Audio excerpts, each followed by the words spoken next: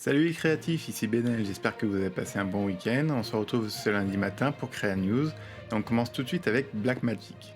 Blackmagic descend le prix de sa BMPCC 6K qui était avant dans les 2700 euros.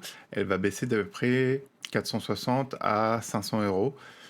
Ça arrive alors que la R5 va bientôt sortir et que Blackmagic a mis à disposition il n'y a pas si longtemps un Anthem Mini Pro qui permet d'utiliser ces caméras BMPCC 4K et 6K comme des caméras connectées d'un réseau pour du broadcast, qui rend la caméra très intéressante et plus intéressante que le duo BMPCC 4K avec un adaptateur pour monture EF. Je vous rappelle aussi que pour l'achat d'une caméra Blackmagic, vous avez d'offert la version studio de DaVinci Resolve, qui est le logiciel de montage vidéo pro de DaVinci.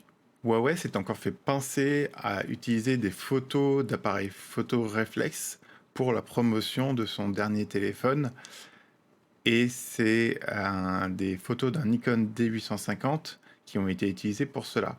Il faut savoir que Huawei a déjà été pincé pour la même chose sur d'autres modèles de leur téléphone. Ce qui est un peu dommage puisque les téléphones Huawei sont en général de très bons photophones. C'est très dommage que Huawei ait utilisé cette supercherie car leurs téléphones sont très capables de faire des photos de très bonne qualité. Le logiciel de photo-retouche Luminar 3, photo-retouche et développement, apparemment je ne connaissais pas ce logiciel, est mis à disposition par ses créateurs gratuitement.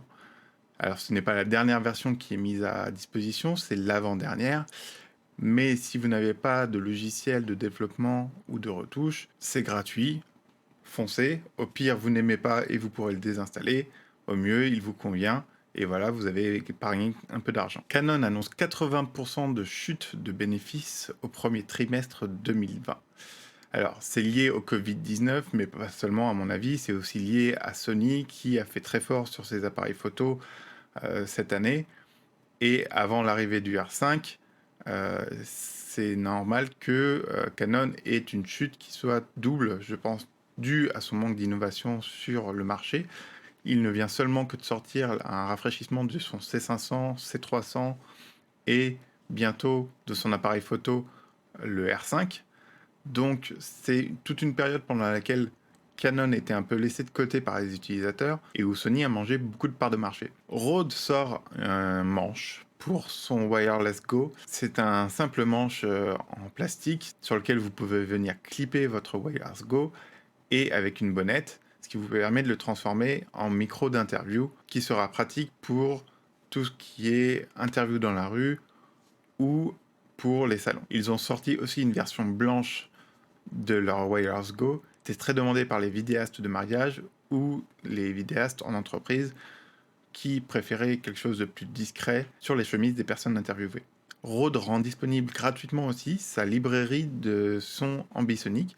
Un son ambisonique, c'est un son à 360 degrés que vous pouvez utiliser soit pour faire un son de VR, soit pour faire un son en 7.1.4, en 5.1 ou en mono ou encore en stéréo. Donc c'est un son qui est très capable au niveau de ses applications. Petite restriction, il faut utiliser un plugin qui n'est pas compatible avec tous les logiciels. Le plugin Soundfield donc est compatible uniquement avec Avid Pro Tool, Steinberg Cubase, Steinberg Nuendo, QCOS Reaper 5 et Apple Logic Pro, Final Cut Pro. Donc Canon a sorti il n'y a pas si longtemps son C500 Mark II et maintenant il sort le C300 Mark III. Au menu de la 4K à 120 fps en 422 10 bits, enregistrable en RAW interne. Il est aussi annoncé une meilleure dynamique avec plus de 16 stops, un nouveau processeur, une monture interchangeable pour EF, PL et Locking EF, le support de l'anamorphique, l'autofocus de Canon Dual AF, 4 entrées XLR, de la 12G SDI pour la sortie via câble SDI, 2 slots pour carte CF Express et un slot pour carte SD. Enfin, Canon a annoncé les spécificités techniques pour la vidéo pour son R5.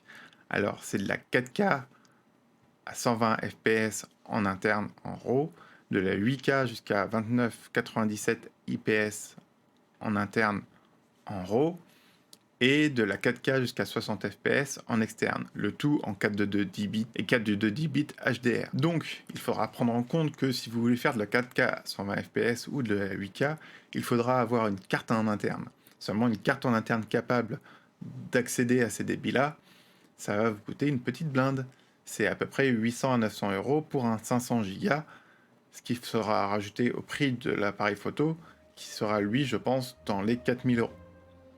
La vidéo que je vous conseille cette semaine, c'est la vidéo de Patrick Coyne, qui était à Newport Beach en Californie, qui a pu filmer des dauphins dans un plancton luminescent, qui donne des tracés de lumière dans l'eau. C'est assez magique à voir et c'est assez relax. Il a utilisé un Sony A7S II et un Rokinon 35 mm DST à 1.5. Il était à 80 000 ISO.